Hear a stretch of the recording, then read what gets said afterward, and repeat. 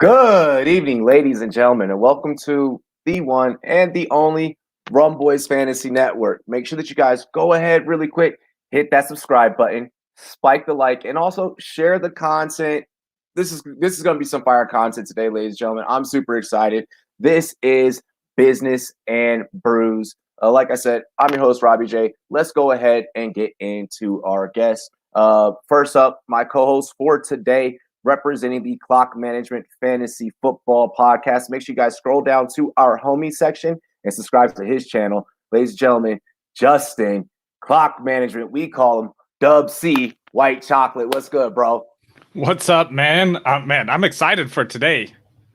I even put my tie on. You know, I normally wear we've been wearing the jackets and the dress shirts, but I put a tie on for today. Yeah, I got the blazer. You know, I'm rocking the blazer, but you know, I'm a company man, so I got the company shirt on underneath rumboys.com. You know, go copy one. We got some new designs dropping too soon.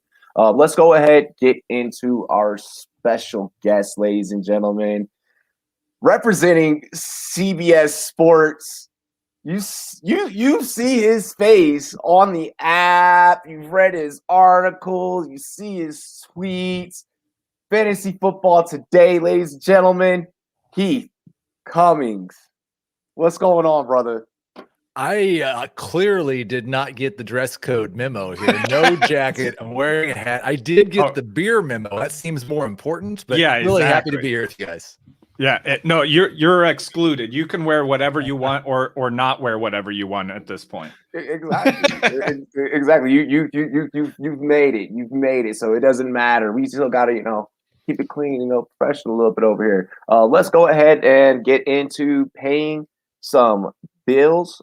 First things first, I want to remind everyone to download the Monkey Knife Fight app. Again, that is MKF Monkey Knife Fight. Promo code RUMBOYS in all caps. Again, that is promo code RUMBOYS in all caps. Ladies and gentlemen, we have daily fantasy sports each and every single day. I know that you're itching to get back to football, but March Madness is here. You can get in on some of that college basketball daily action, golf, NASCAR, NBA, you name it. Every single sport is over there. Get in on that daily fantasy action. Promo code RUMBOYS Monkey Knife Fight. And Justin, do you want to go ahead and talk to them about our newest partner, our newest sponsor, however you want to put it, SportsMe?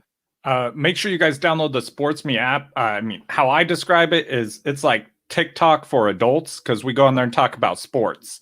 You could debate with people about sports, leave a video comment and debate with us, or just, drop your take, what you think, if you agree with us, whatever you want. It's an awesome app. I downloaded it and I love this thing. I'm addicted to this now. I'm on it all the time.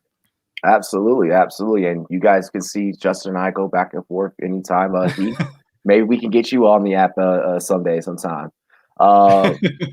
Let's go ahead, roll right into today's show. First things first, cheers to me. Cheers to you, all the Rum Boys and girls. What to do. Heath, you're an honorary Rum Boys today. Thank you for joining us. Yep, it's a beautiful Thursday. So rolling right into the very first question, we got to get into the Heath Cummings come-up story. Let's see. You started ESPN 1510, right? You started there. You were a writer for the football guys, and now, of course, we see your face on CBS Sports. Walk us through. Yeah, the started ESPN sounds a lot different than what the actual story is. I tell people this could be an inspirational story if it wasn't for the fact that I was the reason that I was trying to come up from not having very much. So it's an inspirational story if you screw up the first 10 years of adulthood. Then you got a chance to follow this path. But I went to college originally to Mizzou to do something like this. I unfortunately was a little ahead of my time. I tried to major in gambling and alcohol, and neither of those were available majors at the time. Now I think they might be, but so I left after one semester. Ended up starting a family. I was a single dad. I was selling cars, selling houses, all kinds of stuff. And I just started like blogging. And got so lucky. Sigmund Bloom had put a call out, I guess it was more than 10 years ago now, looking for recappers. Just watch a game and write 500 words on what happened, 300 words on what happened. And it was just kind of like a way in. And so I tried out for that. And for some reason, Bloom chose me. And so I did that for a while. And then I became a staff writer at Football Guys, and the whole ESPN thing. I had actually moved to, I was always selling something at this period. I was an insurance salesman, and I had an advertising budget. And I used my advertising budget to pay for the hours on the local ESPN station on a Saturday morning. And so then I had a show on ESPN. But yeah, it was not a thing where I was getting paid at all. I was paying for the opportunity to do it, but I did go out and get guests and kind of at least built that experience. Yeah. And kind of grew at Football Guys and wrote more and more. And then I was just kind of constantly applying for different things. And I applied for a job at CBS. Didn't really think there was any chance at all. It was like 6 years ago. And I got the job. Yeah. It's amazing too. Like, honestly, when I first started listening to like actual fantasy football podcasts, your guys's and the Fantasy Footballers, those were like the two first ones I discovered. So I've been listening to those religiously since. And I mean, honestly, it helped put me to, on a path to here. I'm like, I would like this is something I want to do. That's exactly right. I am just extremely lucky to get to work with all the great people. Adam, Jamie, Dave have been doing this quite a bit longer than I have, but it's a lot of fun. Yeah. And I'm sure your work in all those sales jobs, I mean, you basically have a marketing degree at this point.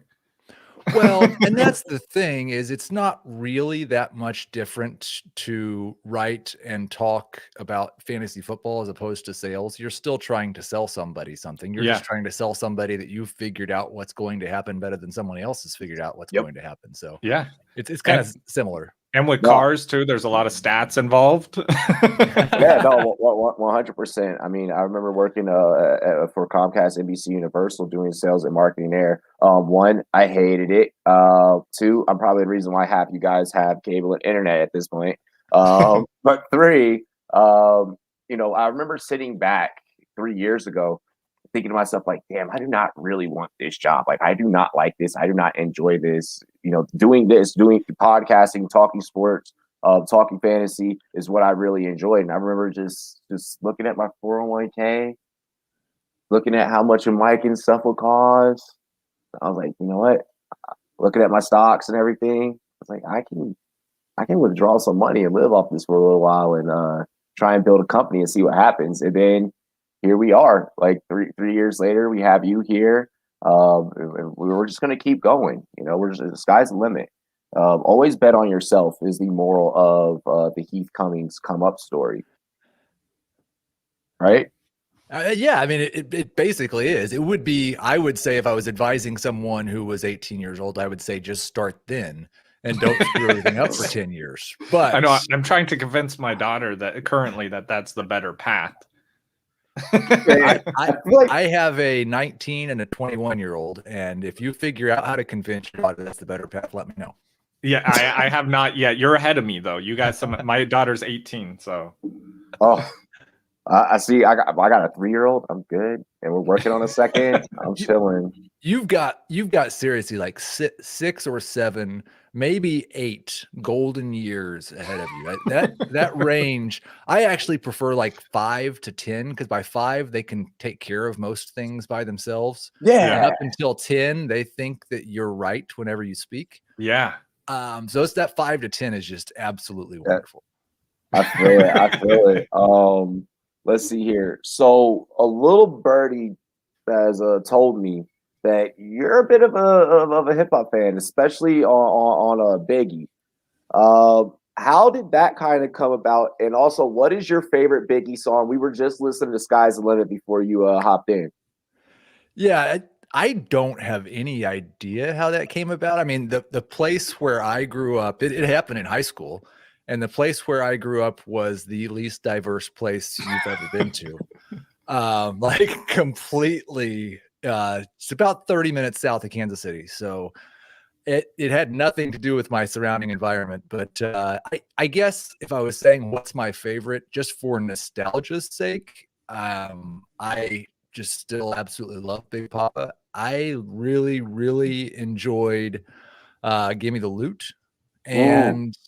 And then one I just recently, because the other guy that I really like, my first concert ever actually was 1997. It was, or 96 maybe, Smokin' Grooves concert. And it was a tour, and it was Busta Rhymes. It was Cypress Hill. It was the Fugees, like the year that they broke up. It was fantastic. So I loved Busta Rhymes at that point too. Nice. And I just discovered, like, The Ugliest is a song that I don't know if it was ever released, but it was supposed to be a Busta Rhymes song, and Biggie was on it, but Biggie couldn't help himself from dissing Tupac, so they didn't release it. Nice. And I've that's the one I probably listened to the most recently.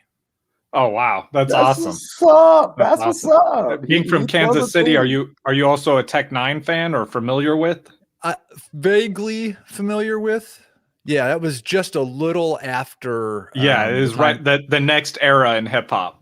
Right. And I don't like, I think most people do this, but there was that period of time after I left college, which was right after I left high school, where I really enjoyed the music of the time when I was in middle school and high school more than I did anything new that was coming out. Like, you like to pretend like, well, nothing new is as good as what I used to listen to. No, exactly. Absolutely. No, I feel that. I still listen to a lot of oldies.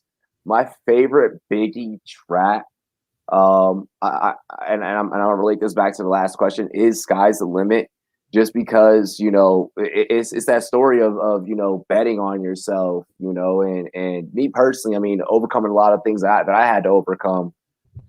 From being a kid in Southeast DC to now, I'm sitting here today with Heath Cummings. You know, ran a company 3 years. You know, once again, betting on yourself. The sky's the limit. So for me, that embodies really what all of us in this industry really, really strive for. Yeah, I love, like, my wife is a huge Biggie fan. I'm more of a Tupac fan, but Juicy, I like that song. I love that song. Yeah, I will say I'm more of a Pac fan as well. Pac was a revolution. Yeah, I mean, and we both grew up on the West Coast, so there wasn't an option in it. Yeah, right. Well, I grew up on the West Coast. Whenever I got in trouble, and my mom would ship me to the other side of the country. Oh, that's true. Grandmama. Yeah. That's how that happened. But yeah.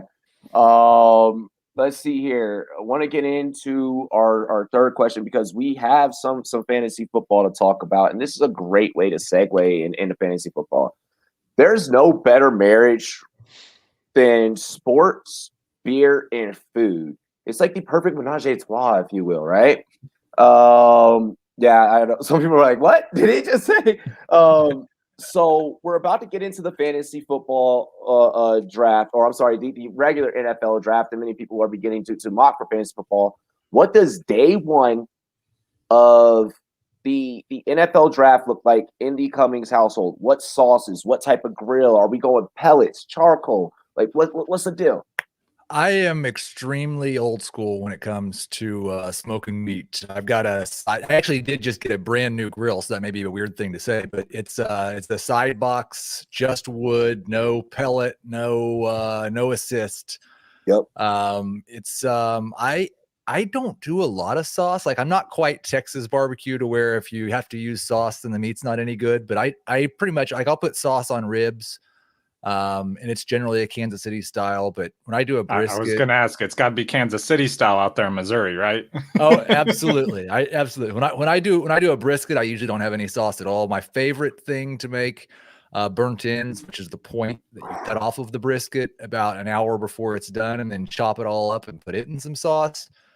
I just this past weekend did to kind of break in the new smoker, had 110 wings on the smoker, 5 different flavors. Yeah. And it's my favorite pastime. I'm as I told you before the show, I've been stalking you, so I'm fully aware you ate 36 of those wings. That's over multiple days. To be fair, He's such a good reporter. Like I love it. This is why we have him. Yeah. So which one's your favorite though? What kind of sauce? What's your go-to sauce? Right now, it's probably actually the Trader Joe's organic sauce because I'm on a little bit of a health kick. My kids and we used to eat sticky fingers like nonstop. It's out of Charleston, South Carolina. Okay, and that's still my kids' favorite sauce. Gotcha. Yeah, yep. You don't have to lie. It's still your favorite. You just can't have it right now. That's very, very true. It's got a little higher sugar content in it. So I got to put you guys on to something. I'm gonna shout out small business. Well, I don't know if they're small business anymore. I don't think you're small business when you go national with something.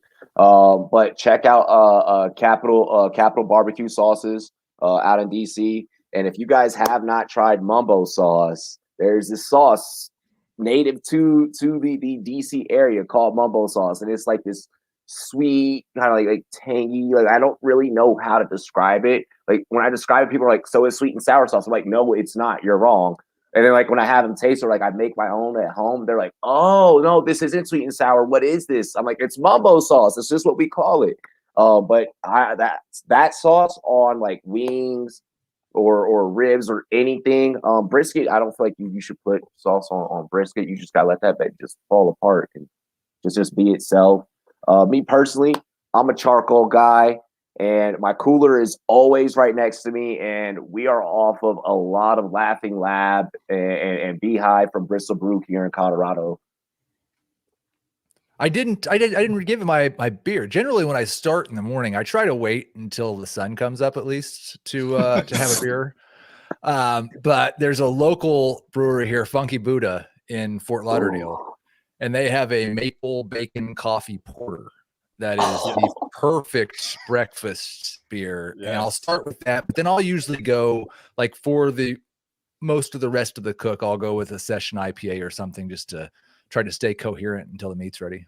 I'm with that. I like the darker beers myself. The breakfast brews are so good too. The maple, anything with maple in it for a porter or even a stout is just so good.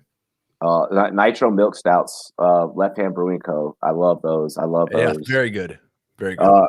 So Heath, I'm just going to leave an open invitation. I don't know how many leagues you're in, but if you ever want to hop in a league with the Rum Boys, whenever this pandemic is all done, we could all just central location, barbecue it up, grill, beers. I like your style, brother. I appreciate the hell out of you, man. Play some Biggie. I'm with it. It sounds like a vibe. That sounds, it's been a while since I've been to a draft like that. That sounds like a lot of fun. Man, yeah, it's wild to think, even with the pandemic going on, it's been a while since I've been anywhere like that. Exactly. That's why I just had to paint the picture for everybody out there and was like, damn, I want to be in that league now. I just want to go out and get a beer now and listen to some music. Right. We're not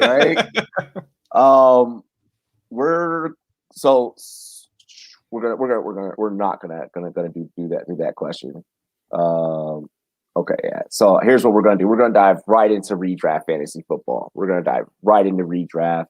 It's time. We told you guys how we would celebrate the NFL draft and even just the fantasy football draft. It's time to really dive into fantasy.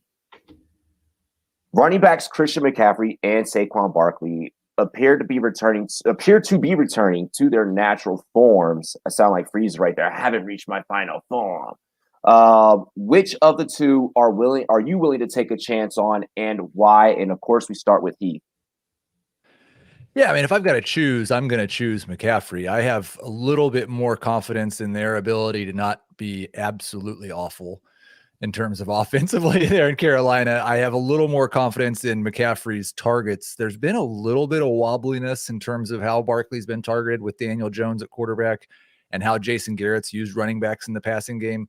So it's more likely, I think, that you see 80 plus catches from McCaffrey. And of course, he's got that ceiling that nobody else has really touched. It's weird to think that even though he played, 3 games last year, had a partial game where he's got Mike Davis catching 9 passes in one of them, he was still just about as good on a per game basis last year as he was in the record breaking year the year before. So McCaffrey would be the choice for me.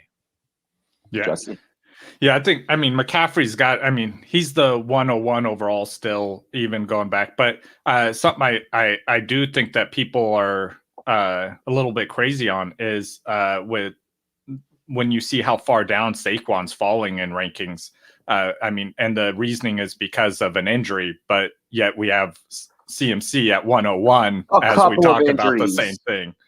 CMC had a couple last year. My rule is we're not going to downgrade players for injury until we start downgrading Dalvin Cook. Dalvin Cook's a top 5 pick every year, no matter how many games he played the year before, it seems. So if we're not going to downgrade Dalvin Cook, then we're not going to downgrade Saquon Barkley. And personally, I'm not downgrading Dalvin Cook.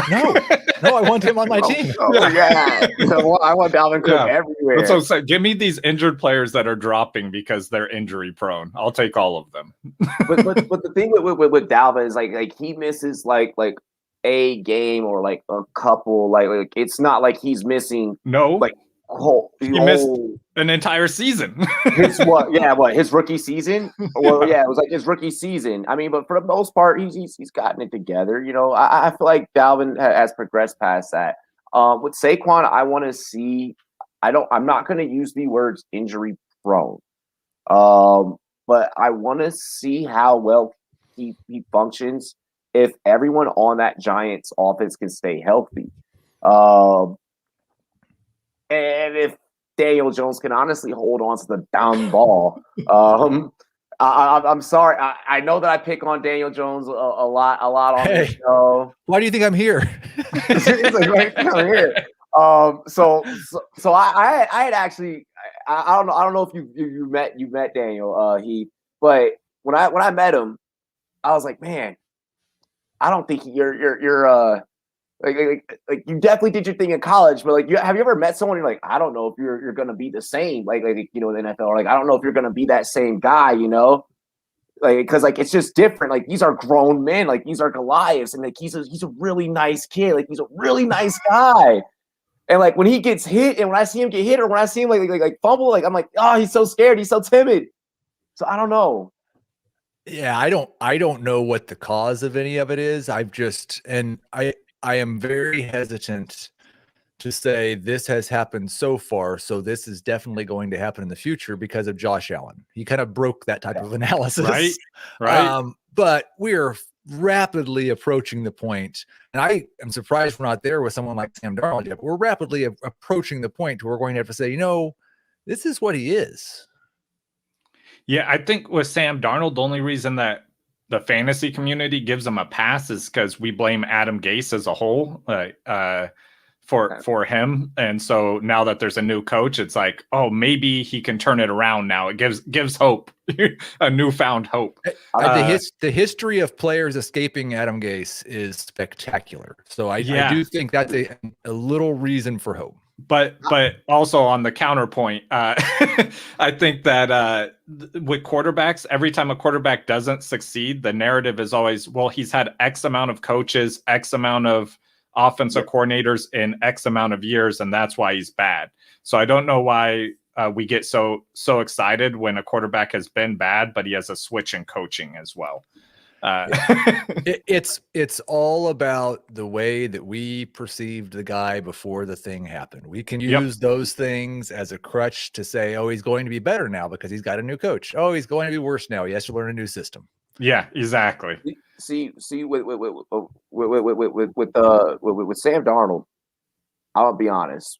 I was out on him before he even came into the league. I'm underneath the belief that USC quarterbacks, unless their name is Palmer, last name Carson, or first name Carson, usually don't translate well into the NFL. And I feel like we're kind of seeing that play out in regards to Darnold. In regards to Daniel Jones, it's just you just got to hang on to the ball, bro. Just hang on to the ball, and until he can hang on to the ball, they got to build around him too. Yep. Exactly. And until he can hang on to the ball, I think that negatively affects Saquon. And because of that reason, I'm out on Saquon Barkley. And I'm much higher on Christian McCaffrey. And I will definitely take the risk on Christian McCaffrey. Oh, I think I think we're all in agreement that CMC is probably the better choice if you're drafting. Which sucks because I say quads like I love saying your name when I'm calling play-by-play. Like I'm watching them fall down rankings though, and I'm loving it because I'm like, okay, as long as I don't have the first pick, I'm probably taking Saquon if I get anywhere further back. I know I'm higher than most people on him though. If I can get him as RB2, yeah. You have him where, Heath? 2. Oh, nice. Me too. Okay. Oh, really? Yeah, I've been looking at most rankings, and he's at like 5 through 7. I'm like, this is insane. I see more so 5 or 7 with the potential of him of when the actual draft is happening. People just kind of overlooking him. People have recency bias. So exactly, what have you done for me lately? And he hasn't done anything to help anyone win in the last year, so everyone hates him. Absolutely. This one I love. This next topic I absolutely love. Heath, I see you smiling over there. News recently broke this week that the Minnesota Vikings are moving on past Kyle Rudolph, which means Irv Smith to the moon. What are your thoughts on swerving Irving? Well, I mean, he moved up a lot in my projections and in my rankings, but he moved up to tight end 12, and as a rule, tight end 12 is pretty terrible. Because the position's so awful. If you finish 12th at this position playing 16 games, you were just as mediocre as possible. Yeah. And I worry a little bit that he's going to be overdrafted. I was kind of talking about that on Twitter a few days ago, and Scott Fish chimed in and said that Rudolph and Smith combined for like 58 catches, 670 yards, and 6 touchdowns last year. Well, if he has that kind of year, he's a low number 1 tight end. I'm more excited about Irv Smith in Dynasty than I am in redraft for sure. I just think as long as Mike Zimmer's there and Justin Jefferson's there and Adam Thielen's there, you're looking at a team that throws the ball maybe 500 times and 250 of those are going to Jefferson and Thielen. I'm not sure there will be enough volume for Smith to be a difference maker, but he could be like, if he was somebody that was going to be drafted in round 11 or 12 as an afterthought, I would love him as a tight end sleeper. I'm afraid now he's going to be drafted far earlier than that. I love that you brought that up because I'm a firm believer that even in sports, sometimes history has little tiny ways of repeating themselves. Can anyone here tell me the tight end that was on that same squad that had Dante Culpepper, Chris Carter, and Randy Moss? I don't remember. Exactly.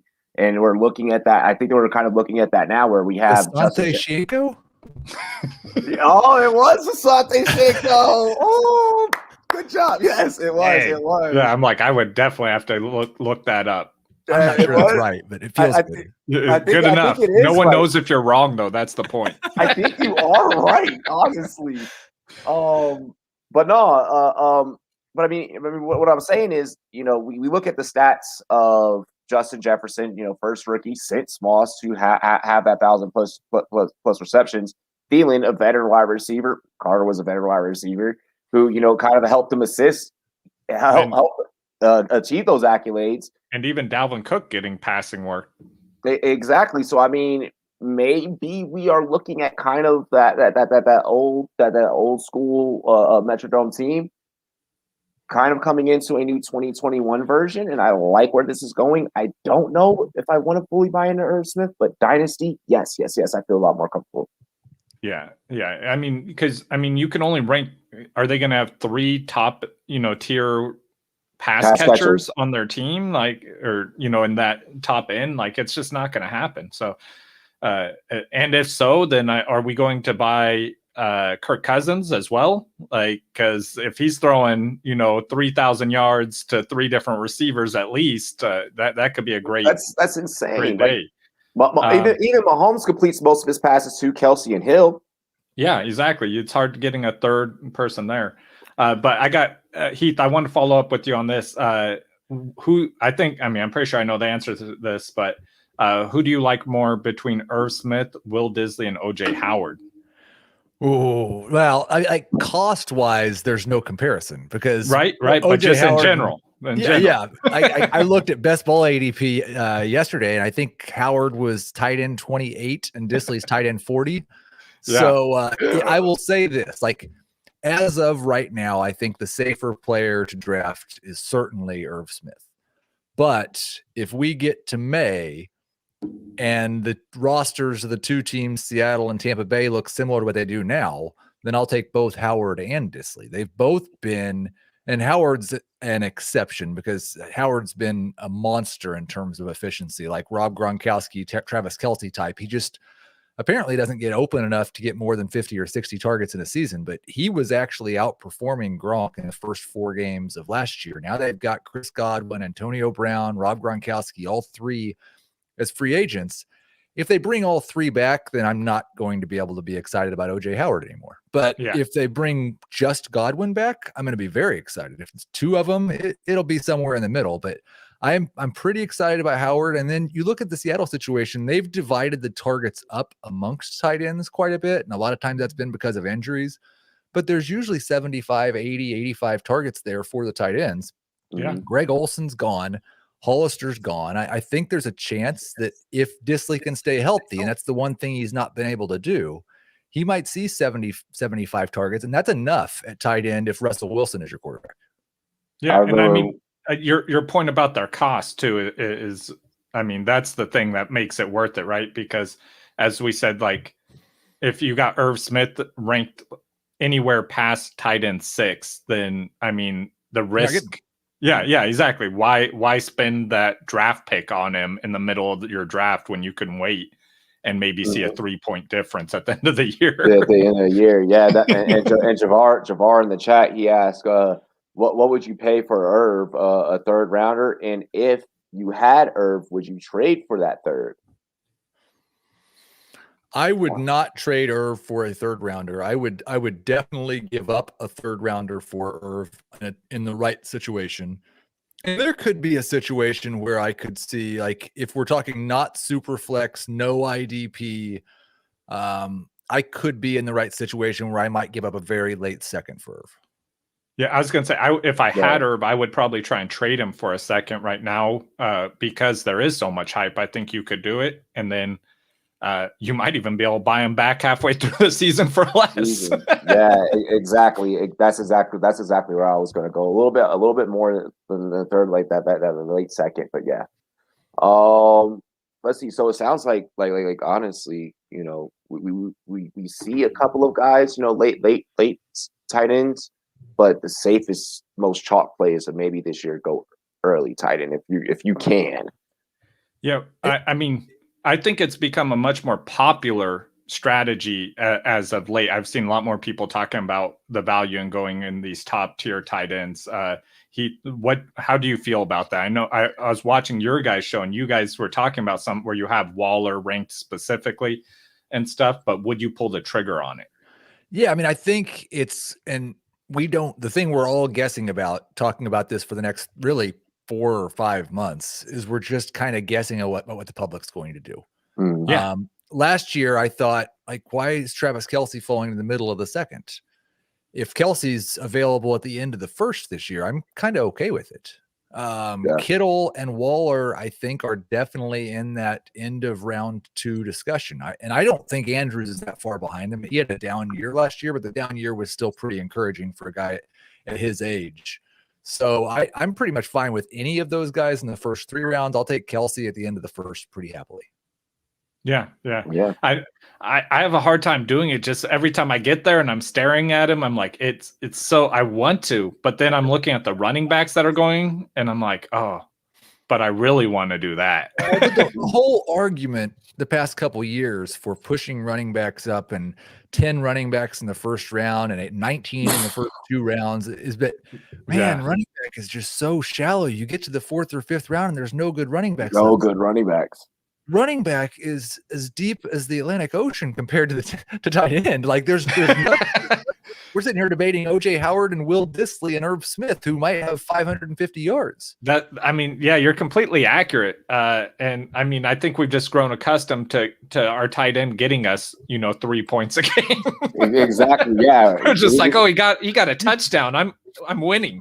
I think what's more likely that you're going to pick 3 or 4 running backs in round 8 through 12 that are backups, and somebody gets hurt, and all of a sudden you have a starter, or that you're like, there have been 1 or 2 every year tight ends that do that same thing, but it's 1 or 2. How many running backs were there last year? Yeah, you're right. Yeah, no, I think it happens a lot more running back. I mean, all right, Heath, you're talking me into this. Yeah, no, I mean, we can use Aaron Jones, as a perfect example. I mean, he goes down, and usually the most secure play, what I tell people is, if you're drafting Aaron Jones, you're drafting Jamal Williams. That's what I used to tell people for the free agency this year. Yeah. And you're right, absolutely. You have more so of the ability to have a handcuff running back, type of play than at the tight end position. Let's see. I'm not taking a handcuff to my tight end. No, hell no, never. Heath, before you go, I'd like it if you could give us one player that you feel everyone should have on their rosters this upcoming season, and one player they should absolutely, positively fade. So the player that I would like to have on every team this season, I had him on a lot last year. It didn't quite work out, but Laviska Shenault. I think like the flashes that he showed us in the situation he was in, where the team was actively saying they weren't tanking, but clearly tanking by finding the worst quarterback they could play and playing him every week. They've got a lot of targets available. Now they'll probably add a wide receiver, but unless they go and add a true number 1, as long as DJ Chark's number 1, I think Shenault has a chance to be a 1A. He has a chance to take that job from Chark. He's just got to stay healthy. So Chenault's the guy that I would like to have on every roster. I think right now the guy I'm fading is Julio, and his ADP is falling in best ball drafts enough to where I may have to amend that later this summer. I think last I saw he was like wide receiver 15. I've got him at wide receiver 21 right now for next year. And I just, it's kind of the same thing. This may not turn out to be true because, like Kevin Stefanski, Arthur Brown has a pretty short track record, and it was with one team where he had Derrick Henry. But I was worried about the Browns going into last year, the pass catchers, because Stefanski coming in had run one of the most run-heavy offenses in football in Minnesota. And some of that was Mike Zimmer, but he got to Cleveland and he ran a pretty run-heavy offense again there in Cleveland and really hurt the value of the wide receivers. Arthur Smith has averaged calling like 480 pass attempts per season in Tennessee. And maybe that goes up, but it's not going to go up to the 600 plus that Dirk Cutter always called in Atlanta. So I think there's a target crunch there in Atlanta, and I don't want to bet against Calvin Ridley, so I'm going to bet against Julio. I like that. And it sounds like Atlanta, they're in this weird wishy-washy state where they don't know if they want to move on past Ryan, or they don't know if they want to move on past Julio. There's these rumors every offseason. They're going to trade Julio, or they might trade Julio. And even last year in the middle of the season, it was, we might trade Julio. And I thought that it was going to happen. I honestly thought that Atlanta might have turned their season around and ended up tanking. But I think that maybe this year could potentially be that year for them. Gerard said, "I am crying as a Falcons fan." Oh, I'm sorry, bro. I had a question I wanted to ask you as well, because I know that you're down on Aaron Rodgers this year. I want to be clear on that, because I was down on Aaron Rodgers last year and that looked like dumb. So the thing I will say is that like some of the concern we had about Aaron Rodgers last year ended up being right.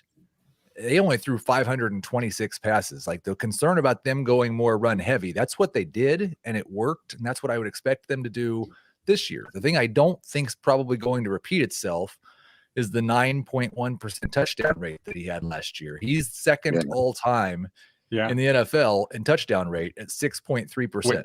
Which this kind of brings me to what the end of the question is, how do you think this affects Devontae Adams? I don't know that it does because he's the only guy he throws to. Yeah, he's the only guy. Right. I mean, I agree with you on this because I think the person it hurts is Robert Tonyan. For sure.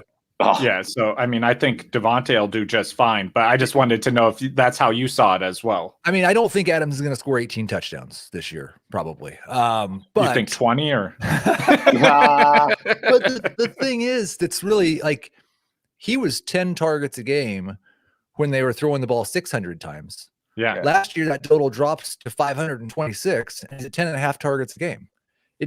Aaron Rodgers can throw less. He could throw 11 passes. 10.5 of them are going to Devontae Adams. Yeah, it's everyone else who suffers. It's everyone else, and which I find interesting. You know, I mean, maybe potentially this year the Green Bay doesn't even look at a receiver again for like many moons. You know, into the draft. You know. That could be a very Green Bay thing to do. I kind of hope they don't, just for the memes. I know. The best would be if they would franchise Aaron Jones and then draft another running back. Oh no, I want them to draft a quarterback in the first round. I mean, you know, but I mean, for real though, I could see them potentially, you know, maybe passing on a receiver. I mean, MVS could be walking, and then they're Don't put it past the Packers. Like, well, we're going to trust Lazard to be that guy now. So I actually don't disagree with Rodgers maybe seeing a little bit of progression, but I mean, he's still going to be a QB1. The thing that, yeah, he is for me. I think I've got him 10 or 11 right now. The problem that I saw looking at early ADP was he wasn't just going QB6. He was going one pick after Dak and 2 picks after Lamar. And yeah, he was better than those guys last year, but I don't think he's going to be able to match that level of production. He'll still be a starting fantasy quarterback. Just don't draft him to be the guy he was last year. With Dak, I think it's kind of, I think his ADP is going to be kind of wild until we figure out exactly what's happening. Exactly. Yeah. Once those are interesting. It's which, I mean, I loved last year, Dalvin Cook. I was a huge Dalvin Cook guy last year. And I love that with him because when he started having contract issues and stuff, he just fell down ADP. I started getting him with my 8th pick in a draft. That's a lot of fun until the Le'Veon Bell thing happens again. Exactly. Right. Yeah, I was about to say. I'm holding out. One player that I feel like everyone should have on their roster. First, I'll actually start with who to fade. Who to fade first off. Guys, I'm finally hopping off the Devin Singletary train. I'm doing it. It's happening. I think it derailed. You might have been too late. I know it definitely derailed. I mean, but I gotta make sure I clarify heading into the season before anyone hits me up on Twitter. Hey, still rocking Singletary? Still have faith in Singletary? I'm done with any and everything Buffalo backfield. At what cost? Like if he's running back 45 by ADP when we get to June or July, because everybody's off of Devin Singletary, are you still off? He could be a flex. Flex. I'm with you. Yeah, depends if they bring in another running back. You know that they're gonna do it. You know that's gonna happen. So Singletary, actually both Buffalo running backs, I'm saying fade for now. And a player that everybody should have on their roster. It wouldn't be me if I didn't shout out my own team. It's the Terry McLaurin, the F1. Let's go. Everyone needs to have Terry McLaurin because Washington is going to get him a wide receiver 2 this year, which is going to open it up for him to be able to do double the amount of damage. Now I'm gonna keep it short and sweet with Scary Terry. I am currently working on my breakouts 1.0, and Terry McLaurin was the second guy that I mentioned. Currently number 7 at wide receiver in my 2021 projection. So all aboard. Let's go. I was like somebody on this panel is going to pick me apart for biasing my own team. I was like, but I gotta do it. Justin, who should everyone roster and who should everyone fade before we get out of here? So for the fade, I mean, I'm going with Claypool. I'm much lower than the rest of the community. I don't think he's going to be the wide receiver 1 there. And I also don't think their offense will if Big Ben's there, if he's there, maybe they'll be able to sustain what they did last year. But if he's not there, then it's going to look real bad. And I think Johnson's going to be the one who rises to the top there. So I have him quite a bit lower. And then for the guy I love, who I can't remember, I want to say that you didn't like him, Heath, but that's Montgomery. David Montgomery. I have had a very mixed relationship with David Montgomery, but I love him now because I spent the middle portion of last season telling everyone he was a buy low, and he came through for me. So we're cool now. At least Tariq Cohen's 100%. Yeah, we'll see. But yeah, I do color coding on my stats on, the top 10% of guys and the bottom 10% in each category. And he's not red on anything, and he's green on almost everything. His catch percent, the depth or average yards per catch, even his attempts, his yardage over 1,000 yards. So just incredible. He didn't do bad in anything, and people are disrespecting him in their rankings currently. So, bro, when I tell you that it was like 1:32 in the morning, and like we're walking through the Beverly Hills Hilton, and like he's still in the gym working out, bro. Like everybody else is coming back from the club, like me, Ty Boogie, like the rest of like the players, like everyone's now returning back to the hotel for the next day of events. He is literally.